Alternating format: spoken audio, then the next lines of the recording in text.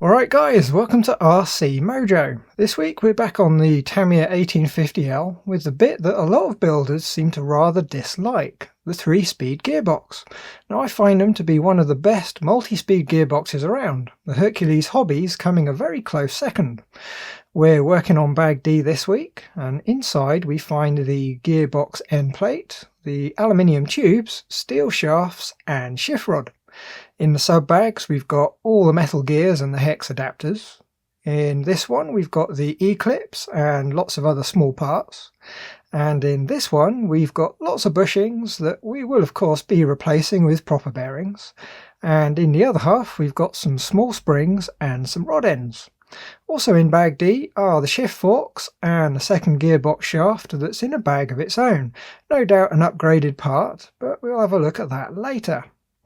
So we're starting with step 19, where we'll need the end plate with the motor mount on the top, along with the 3 aluminium tubes.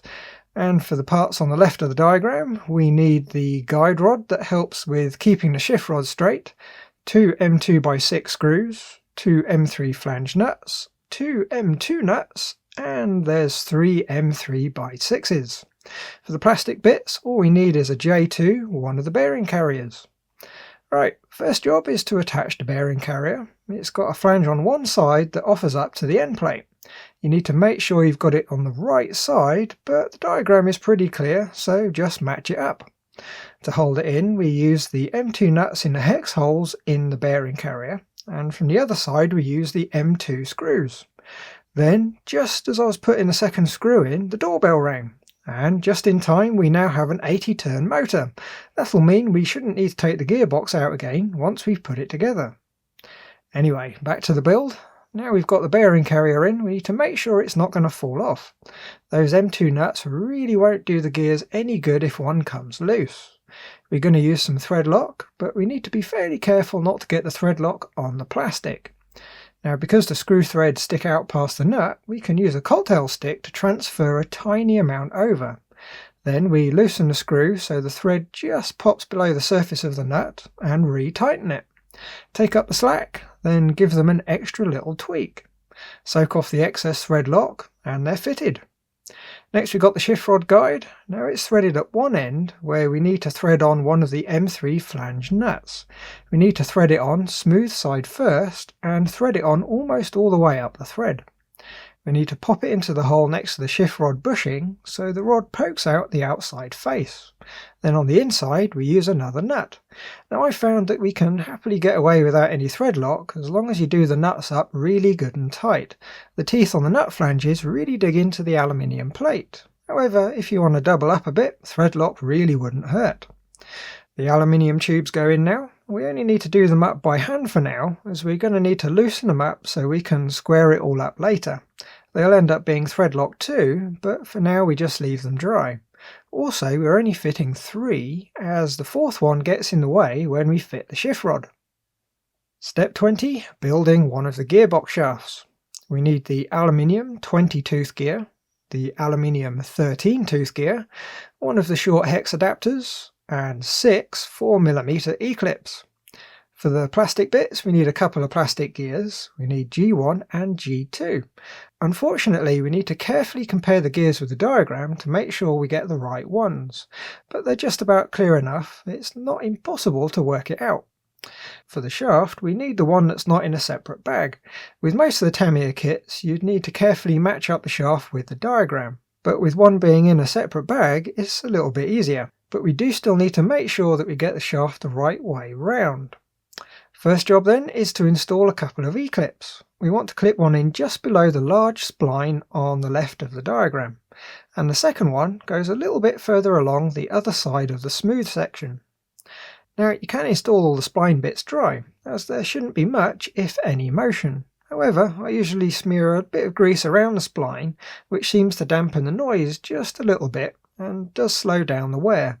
The fit's pretty good, but they're not quite perfect.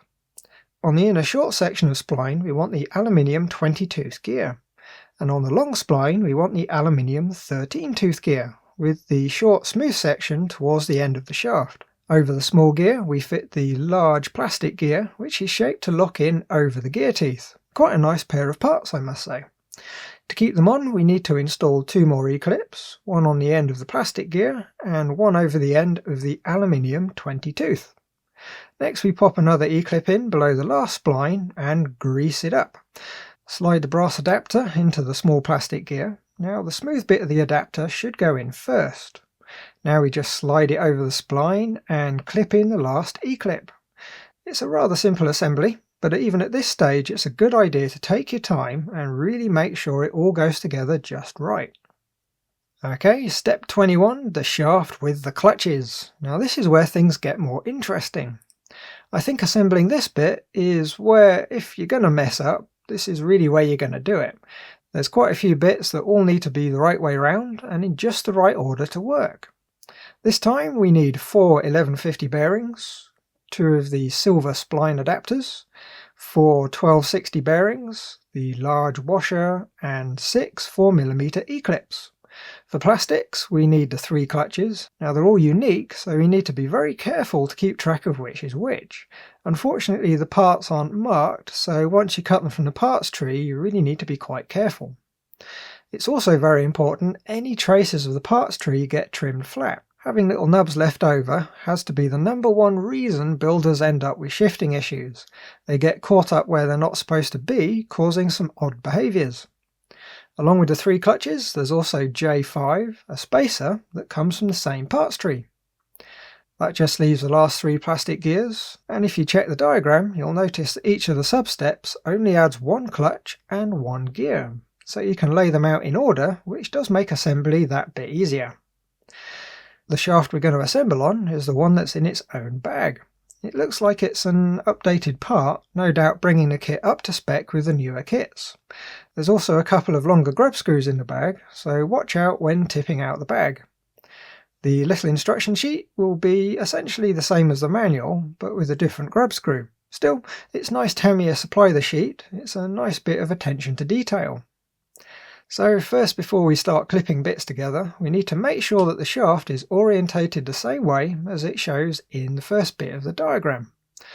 Now the first E-clip needs to go in a slot near the middle of the smooth section, near the middle of the shaft. Next we grab the first gear, G4, and install the 1260 bearing in each side and slide it onto the shaft from the right. When it's on the shaft, it should spin very freely. If it's stiff, you've either got a bad bearing or the bearings aren't seated straight in the plastic. On the other end, we need to install the G7 clutch. It needs a 1260 bearing in each side. Now, if they're loose, you need to score the inside face of the clutch with a sharp knife just to take up the slack. It's worth noting that putting bearings in here is up for debate. A lot of the friction they see is actually when the clutch slides along the shaft, which of course the bearing being hardened steel on a steel shaft does rub a bit, which really isn't great.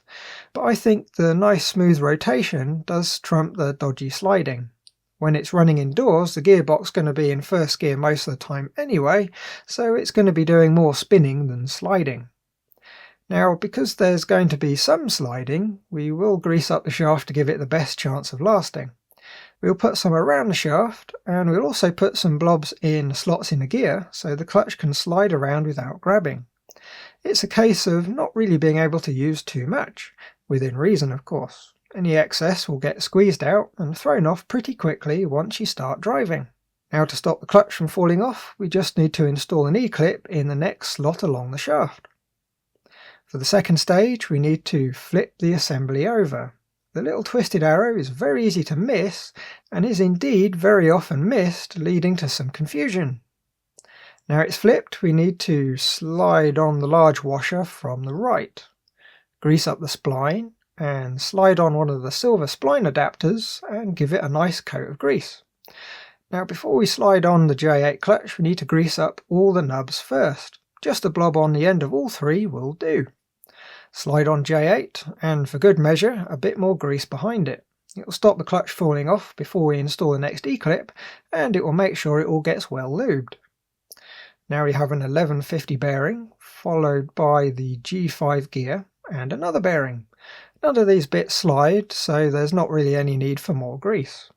Last on the shaft is the J5 spacer and an E-clip to hold it all together. On the other end, on the left, we need to clip in another E-clip just behind the bearing. Add some grease to the spline, slide on the silver adapter, and clip in another E-clip to hold it all together. Now, because the clutch is going to slide up and down on it, we will add some grease so it's ready. The third clutch, J6, needs some blobs of grease on the nubs, and for good measure we'll add some to the rear face too. It shouldn't really come into contact with anything, but it won't hurt just in case. Slide the clutch on over the adapter and add some more grease. Again, the excess will soon find its way out, so blobs are the way to go. Slide an 1150 bearing on, the last gear with its slots towards the clutch, followed by another bearing. And lastly, another E-clip in the last slot. And that's it, that's the gear pack built. You should find, as long as the clutches are lined up, everything should spin and slide very easily. If they bind badly, now is the time to find out why and fix it. Okay, step 22, the shift rod. There's not many bits for this one, we just need two 2mm E-clips, the two small springs, and shift forks. And of course there's also the shift rod, and there's a small J1 plastic spacer. First job then is to clip an E-clip into the two slots near the middle that are close together. Now we match up the shaft with a diagram so we get all the bits on the right ends. Starting on the right, we'll grease up the rod and slide on one of the shift forks. All three are the same, but we do need to make sure that we get them all the right way round. Next we'll add some more grease to the shaft before popping a spring on the end. The grease will glue the spring in place and stop the fork sliding off. Just try not to jiggle it around too much. On the other end we'll grease up the shaft again and slide on another fork. It's worth mentioning, to help the grease find its way around, it's not a bad idea to spin the shaft when you're pressing it through the forks. Next, after a bit more grease, we fit the spacer, more grease, and the third shift fork, followed by yet more grease and the second spring. And that's the shift rod assembled. As long as it looks like this one, you should be good to go. Usually when people build these gearboxes and they complain that it's all locked completely solid, they've usually got one of the forks flipped around. But as long as you're careful, it should work just fine. Step 23, putting it all together. Now this is a fun one. There's not much to get wrong, but it does require a degree of dexterity. Right, we'll need 4 1150 bearings and 5 M3x6s. For plastic, we need 3 J3 bearing carriers. There's also the end plate we assembled earlier, along with the 4th aluminium tube and the other end plate.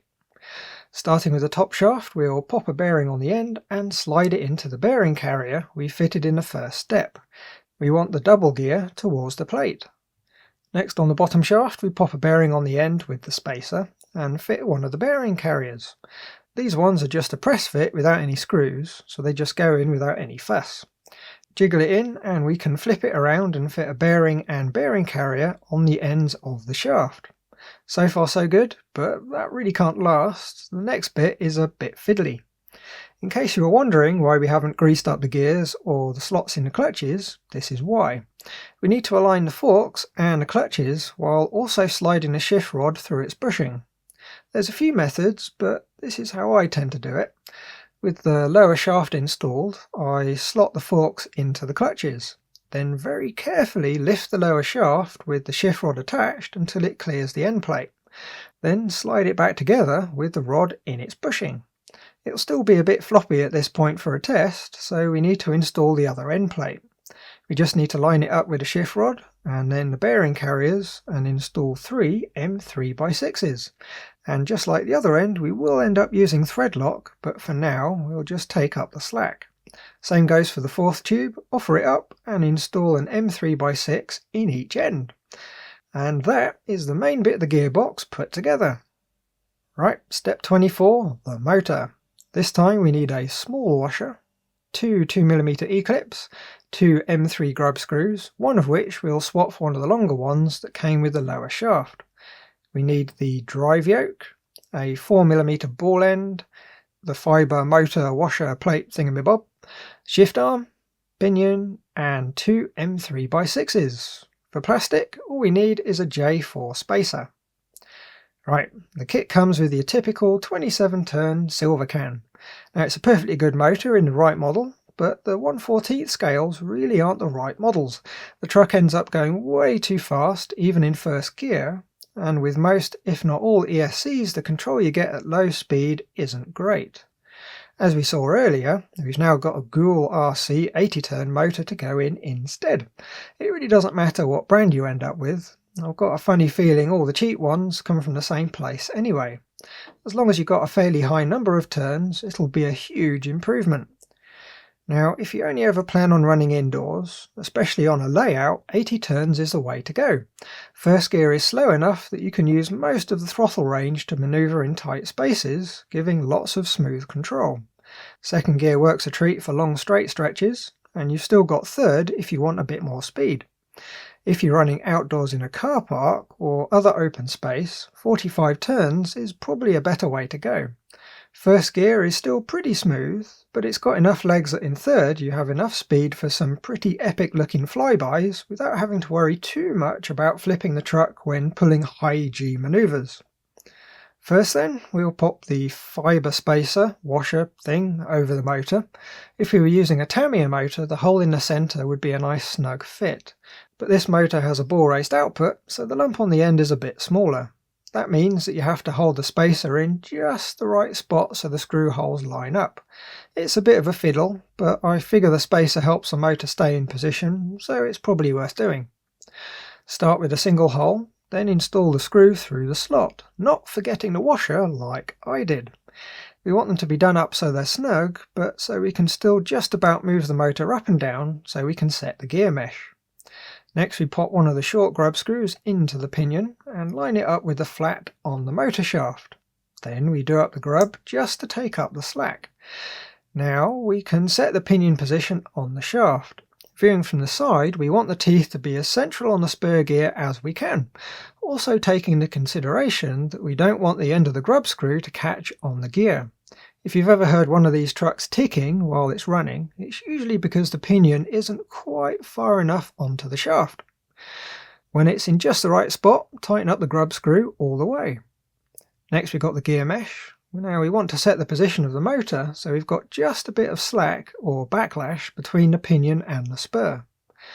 The quick and easy method involves putting some thin paper between the gears, pushing them together and tightening the screws, but that usually ends up a little bit on the loose side for my liking. Instead, with the motor screws set so the motor just about holds its position, but you can still move with a bit of force, we can nudge it a little bit at a time. Unfortunately, I forgot the camera actually needs to see the mesh too, but don't worry, I could see what it was doing. Basically, we want to be able to wobble the spur gear just a little bit without the pinion moving. These trucks run slowly enough that we don't have to worry about things like heat expansion, so the mesh really isn't all that critical. As long as there's a little bit of backlash between, it'll be just fine. It only really becomes a problem if you have it too tight and there's no backlash at all. Tighten up all the screws and then notice you forgot the washer. Or if you were paying attention to the manual, just laugh at my little mistake. There's always something. Anyway, it's not a big problem, it's just one screw that needs to come back out. On the output shaft we need to slide on the J4 spacer, and we follow it with the output yoke with one of the long grub screws and some thread lock. Just like the pinion, there's a flat on the shaft for the grub screw to bite into, so as long as it's all lined up you can't really go wrong. The last bit to deal with in this step is the shift rod. Right near each end is a slot for an E-clip. They're there to make sure the shaft can't push in or pull out so far that the yokes overdrive the clutches, causing problems. With those clipped in, it just leaves the shift arm with the ball end. We need to apply a spot of thread lock on the end of the ball end and start threading it into the arm. Then pop the arm on the end of the shaft, lining up the hole in the flat bit with the static guide rod in the end of the gearbox. Push it up against the E-clip and tighten up the ball end. There's not a flat on the shaft this time, but it's not going to be under much force, so it'll do the job just fine. That should be it now for playing with the internals of the gearbox, so we can go around and grease all the things. We need to make sure that the ends of the shift rod are well lubed, grease up the slots around the clutches, and not forgetting of course to grease up the gears. Now at this stage the gearbox will probably feel a bit notchy and catch quite a bit, but if you fiddle with the shift rods you can usually get it to spin fairly freely to spread the grease around. Next we have a little bit of a shortcut. Now remember, I'm building this truck just a couple of days before an event, so to save a little bit of time I did the bench tests of the gearbox off camera. It was just a case of hooking it up to a power supply and running it off 2 or 3 volts until it all smoothed out. You can do the same if you hook it up to the radio and ESC. Now it's a good thing to do at this stage, as if there's a problem it's much easier to see what's up before the case goes on and it's fitted to the chassis. You can also see where all the grease has already started to fling off, even after just a couple of minutes of slow running. Step 25, the gearbox casing. This time we need 5 M3x8s and 5 M3 plain nuts, except we're going to replace them with 5 M3 nylocks. The screws have a tendency to come loose, and since the gearbox mounting is via the lugs on the gearbox casing, those screws coming loose really isn't good. You can try thread lock, but again, if you get it on the plastic it can turn brittle, which is just as bad as losing a screw. Using nylocks works a treat, and the stock screws are just about long enough to bite into the nylon. For the plastic bits we just need B1 and B2, the halves of the gearbox. On one half there's some hex-shaped holes for the nuts, so it's pretty obvious how it all goes together. We just sandwich the gearbox and install the screws and the nuts. When it's all together, we can then go around and remove, thread lock, and reinstall all 8 of the M3x6s that attach the end plates to the aluminium tubes, this time giving them a good twist to make sure that they're well done up. And there we go, there's one Tamiya 3-speed ready to install. All being well, we shouldn't have to open it up again for a long time. Now in 10 years or so we might have to look at the grease, but that should be about it. Okay, step 26, the gear shift linkage. For this one, all we need is a bent linkage and 2 of the small rod ends. There's a full-size diagram on the page, so just like the steering linkages, all we need to do is screw on the rod ends and compare it with the diagram. When they match, it's ready to fit. Couldn't be easier. Step 27, fitting the gearbox. We need 4 M3x6s, the prop shaft, the chassis, and the gearbox. Now the gearbox needs a bit of a jiggle, but the gearbox will go down from the top and go between the chassis rails. Next we lift the front of the gearbox and move it as far forward as it will go so we can slot in the prop shaft. Now it's worth noting there's an awful lot of slop in the prop shaft. It can move fore and aft quite a bit, which can make the truck rattle a bit when driving. You can pop a silicone O-ring in the drive cup on the axle to take up some of it. Just remember that the axle does move around quite a lot, so you still need some slack in there. The gearbox just gets fitted with the 4 screws. Now, it's not a bad idea to use some washers under the heads, but it doesn't make a huge difference. Just don't go nuts when you do them up. It's not difficult to split the plastic lugs if you really crank down on them. Last job for the day now. The shift linkage needs to be clipped into the ball end on the shift servo, making sure that the linkage runs in the guide slot.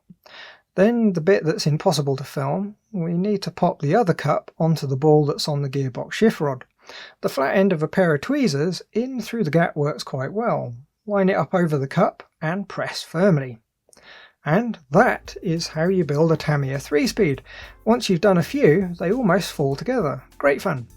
Anyway, that's it then. So thanks for watching. Like if you liked, subscribe if you haven't, and leave a comment if you've got something to say. Bye guys!